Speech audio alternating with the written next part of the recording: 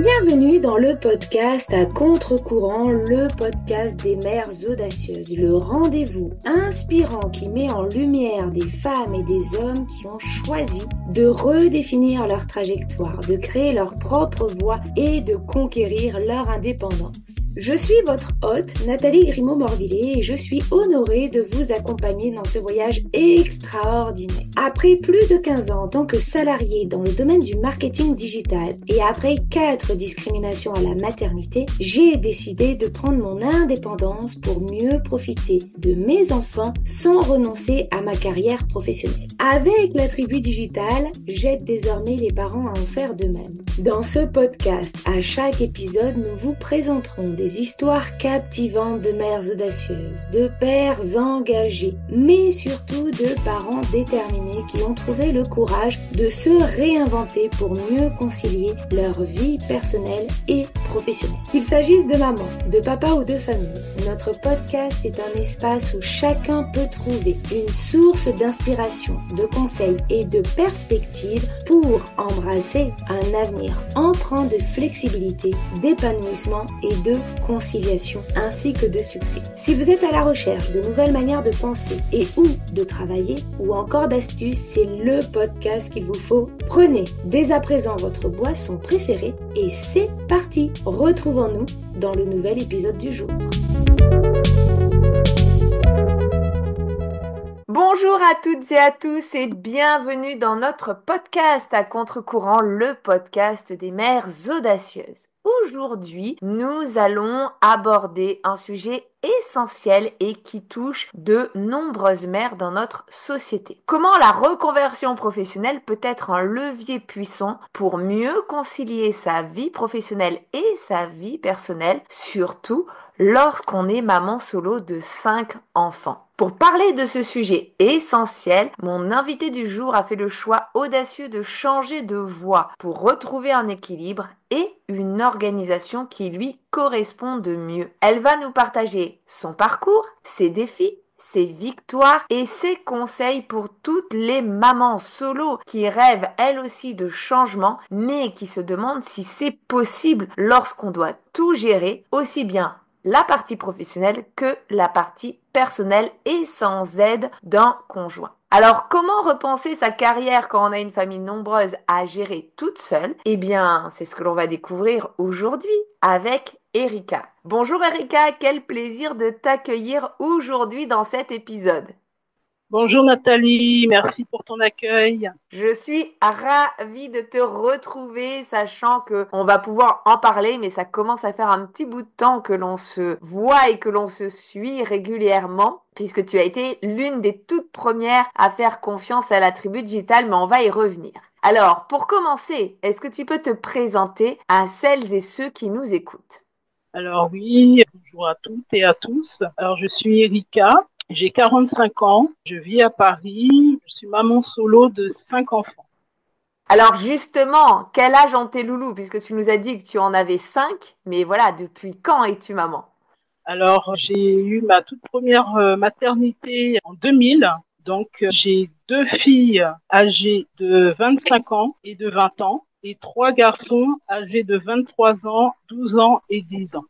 Eh oui, donc c'est quasiment 1 sur 2, un garçon, une fille, un garçon, une fille, quasiment. Mais bon, comme tu es en nombre impair, il y a plus de Exactement. garçons que de filles. Peux-tu nous raconter comment nous nous sommes rencontrés?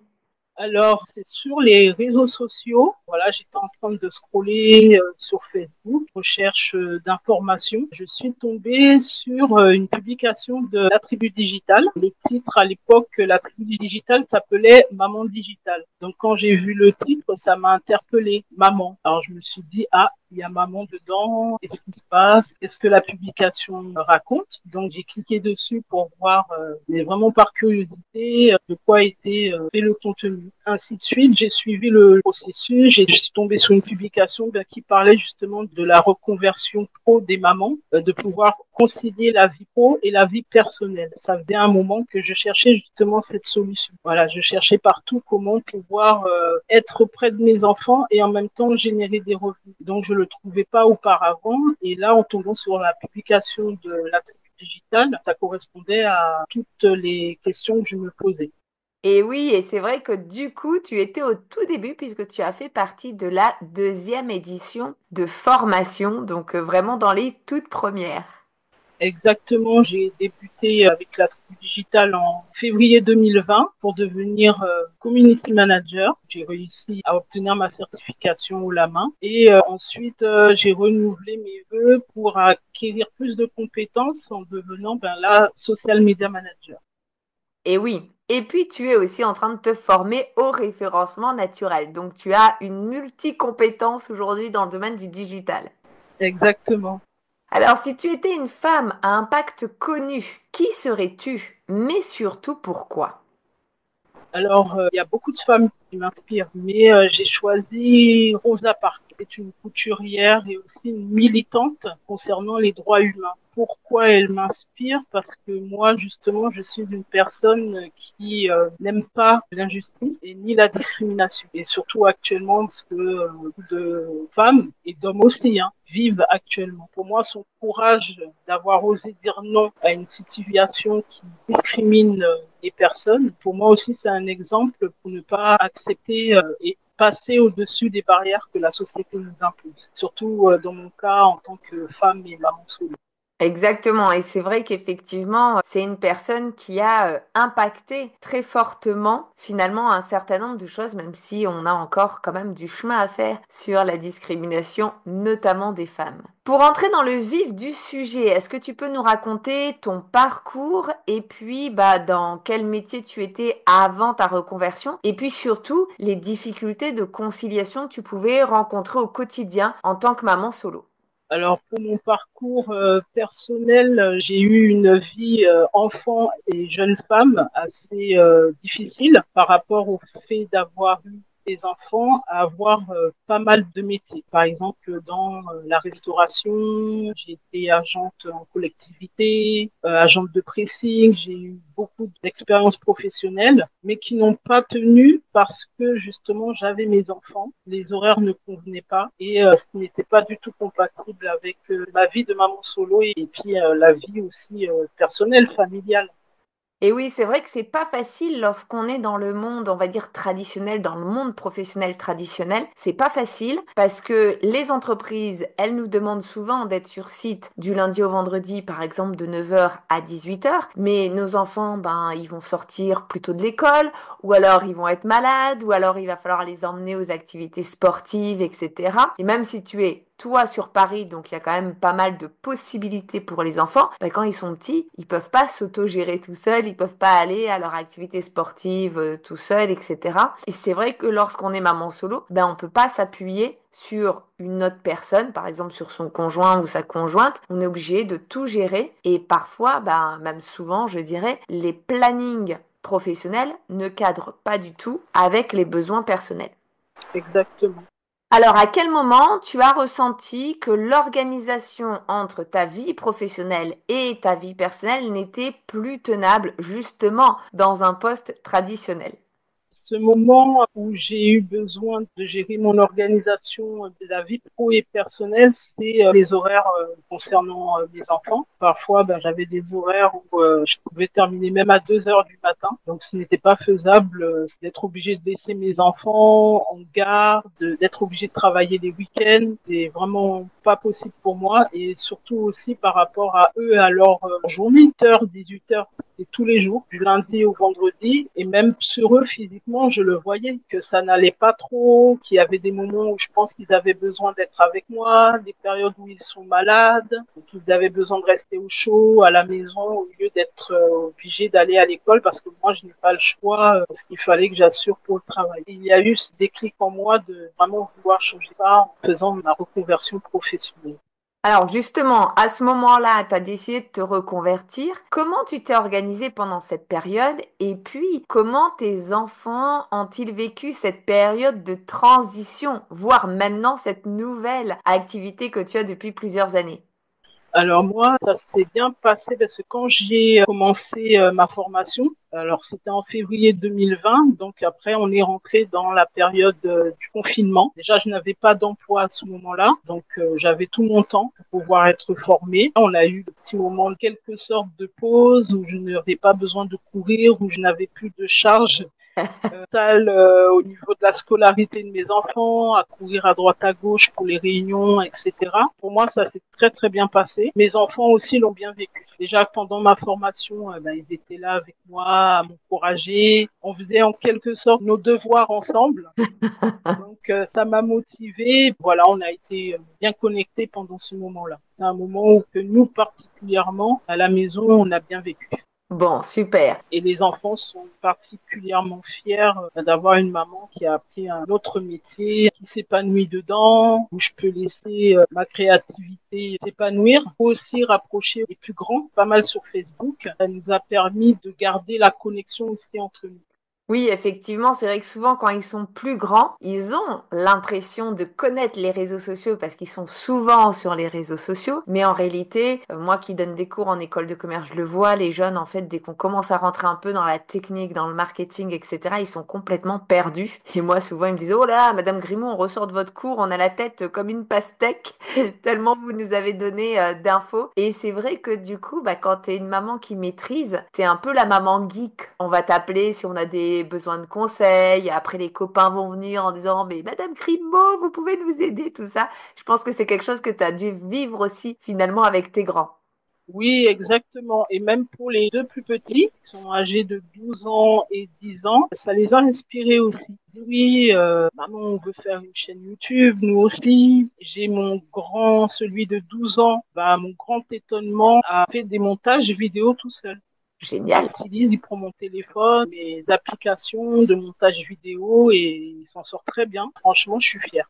Ah, super. Alors, aujourd'hui, ça y est, tu es bien implémenté, puisque comme on le disait, ça fait quand même plusieurs années que tu t'es reconverti, puisque c'était plus ou moins pendant la période Covid. En quoi ta nouvelle vie professionnelle a changé ton quotidien en termes d'organisation, mais aussi de bien-être pour toi, mais pour tes enfants? Alors pour moi, au niveau professionnel, je peux gérer mon planning. Par exemple, je me donne le lundi, mardi pour pouvoir travailler, prospecter, suivre des clients. Je peux me permettre de vraiment privatiser mon mercredi pour les enfants, pouvoir les amener dans leur activité, les accompagner ou autres. Je peux aussi jongler, par exemple, comme là aujourd'hui, j'ai un garçon malade, donc je peux être avec lui à la maison et en même temps gérer mon activité professionnelle. Ça me fait énormément de bien justement de pouvoir jongler entre ma vie pro et perso. Ça m'a enlevé beaucoup de charge mentale. J'ai pu prendre un petit peu plus de temps pour moi aussi parce que je m'occupe de mes enfants, je les aime beaucoup, mais c'est important aussi pour moi d'avoir des moments de recul, des moments que je consacre à mon bien-être physique et puis psychologique aussi. Je me sens franchement sincèrement libre. Et oui, et la liberté, c'est vrai que la liberté d'organisation, la liberté de pouvoir gérer son planning, on le sous-estime souvent, mais c'est vraiment un point essentiel. Après, la liberté ne veut pas dire on fait tout et n'importe quoi. Ça veut juste dire qu'on va travailler peut-être à des horaires différents, à des moments différents. Là, tu donnes un exemple concret. Voilà, ton fiston est malade. T'es quand même en interview avec moi, c'est-à-dire que t'es quand même capable de faire ton travail, mais en même temps, eh bien, il est lui au chaud. Et puis, s'il est pas bien, tu peux t'arrêter 5 minutes, aller le voir, lui donner ses médicaments, le réconforter et te remettre à travailler. Et ça, c'est vraiment un point, moi, qui me paraît en tout cas essentiel pour nous les mamans. Exactement. Alors, quels sont encore aujourd'hui tes principaux défis, en tout cas ceux que tu rencontres en tant que maman solo et entrepreneuse? Je dirais pour moi, principalement, c'est la confiance en moi. Parce que en tant que maman solo, on peut avoir encore des doutes au niveau de l'éducation de nos enfants. Est-ce que je m'y prends bien? Suis-je assez présente pour eux? Je pourrais le rallier à des professionnels aussi. Je vais poser des questions, j'aurai des doutes, un petit peu de manque de confiance en moi. Est-ce que je serai capable de suivre mes clients correctement? Est-ce que j'ai assez de compétences? Ce serait plutôt ça mon défi, avoir vraiment confiance en moi. Et j'en suis capable, la preuve, jusqu'à maintenant, ça se passe bien avec mes enfants. Ce serait ça mon défi, avoir un petit peu plus confiance en moi. Je suis capable de le faire. C'est vrai qu'effectivement, on est nombreuses en tant que femmes et encore plus, je trouve, en tant que mère, à manquer de confiance en nous. Peut-être parce que justement, la société nous demande d'être parfaite et que la perfection finalement n'existe pas. Donc, on a toujours l'impression de mal faire et puis on va souvent aussi avoir finalement des réflexions un petit peu déplacées du genre pourquoi t'allaites pas ton bébé ou pourquoi tu l'allaites, pourquoi tu l'allaites trop longtemps, etc., etc. Enfin, plein de choses qui finalement ne nous concernent que nous personnellement, mais voilà, plein d'avis de plein de personnes qui vont nous donner des conseils parfois, on va dire, de bonne intention, mais en réalité, c'est pas eux qui vivent notre vie, c'est pas eux qui sont à notre place, et tout ça, ça crée effectivement un déficit dans notre confiance en nous qui se retrouve aussi dans la vie professionnelle, malheureusement. Donc, c'est un travail de tous les jours, mais comme je dis souvent dans la communauté, l'avantage, c'est que la confiance en soi, c'est comme un muscle. Donc, ça se travaille, n'est-ce pas, Erika? Exactement. Ça se travaille. Bon, en tout cas, merci pour ton partage. Quels seraient les conseils que tu donnerais aux mamans solo, justement, qui aujourd'hui n'arrivent pas à tout gérer, qui sont prises dans le brouhaha professionnel, qui n'ont pas assez de temps pour leur vie personnelle et qui hésitent à se reconvertir, notamment par peur d'instabilité, souvent financière, ou du manque de temps? Alors pour le côté d'instabilité financière, ce que je pourrais dire aux mamans, c'est que de toute façon, si elles sont en activité, même en étant salariées, elles sont dans l'instabilité financière. Parce qu'à tout moment, elles peuvent être renvoyées, licenciées. Là, je parle maman solo, mais toutes les mamans, elles peuvent être mises au placard quand elles ont eu des enfants. Donc, si elles ont envie de se reconvertir professionnellement, de ne pas hésiter, de ne pas avoir peur. Par exemple, si les mamans se convertissent et passent par la tribu digitale, de ne pas hésiter parce que c'est une communauté justement où on se sent pas seul, on est dans l'entraide, c'est dans la bienveillance. Pour moi, ce n'est pas une zone de confort, c'est vraiment une zone de cocooning où on peut vraiment évoluer en toute sécurité et en même temps avoir le temps. Mm. C'est vrai, effectivement. Alors, pour terminer cette interview passionnante, est-ce que tu as une réussite ou un moment privilégié à nous partager, bien sûr, en relation avec le sujet du jour? Alors pour moi, ma réussite, c'est celle du jour avec le podcast parce que comme je te parlais de la confiance en moi, justement, de me mettre en avant sur ma première interview de podcast, j'avais un petit peu la boule au ventre, mais qui est passée bien vite et ça me permet de m'exprimer, de parler de moi, de me mettre en lumière. Moi qui ai toujours fait passer, on va dire, la famille avant, les autres en priorité et pas moi. Pour moi, c'est vraiment une grande réussite de pouvoir me mettre en avant et ça m'encourage pour la suite. C'est vrai qu'effectivement, tu es plutôt... Alors, tu es très présente dans la communauté, mais tu es très discrète. Tu te mets pas en Oui. avant. Alors que ton parcours est quand même extraordinaire parce que, effectivement, tu viens pas du tout du monde du digital. Tu es maman solo, tu as 5 enfants. Tu as des enfants qui ont quand même des âges très différents entre le Oui. plus petit et la plus grande. Et effectivement, tu as souvent du mal à parler de toi ou à te mettre en avant. En tout cas, à mettre en avant ton parcours plutôt que te mettre en avant, mais mettre en avant ton parcours qui est quand même, moi, je trouve en tout cas une source d'inspiration parce que tu as eu des moments difficiles hein, depuis que tu t'es lancé, tu as eu des moments plutôt plus faciles on va dire, mais en tout cas t'as jamais lâché. Même voilà, quand tu as perdu des clients, même quand il y a eu des moments qui ont été difficiles, t'as jamais lâché. Et je trouve que c'est une belle histoire en tout cas qui montre que quand on veut, on peut. Eh ben merci en tout cas infiniment pour ton témoignage authentique et comme je le disais inspirant parce qu'on voit que tout est possible même lorsqu'on a des conditions qui sont pas faciles parce que être maman solo aujourd'hui dans notre vie actuelle c'est pas facile au quotidien. Ce que je retiens d'ailleurs de notre échange c'est que la reconversion professionnelle quand elle est bien réfléchie et qu'elle est alignée avec ses besoins personnels et familiaux ça peut être une véritable bouffée d'air et un tremplin pour un quotidien plus équilibré. Si cet épisode vous a plu, n'oubliez pas de lui donner de la force sur votre plateforme préférée en le likant, le commentant ou même en le partageant à une proche qui en aurait besoin. Qui sait, vous pourriez être à l'origine d'un changement radical. Et en attendant notre prochain épisode, je vous souhaite à toutes et à tous une très belle journée, après-midi ou soirée, où que vous soyez et surtout, prenez soin de vous.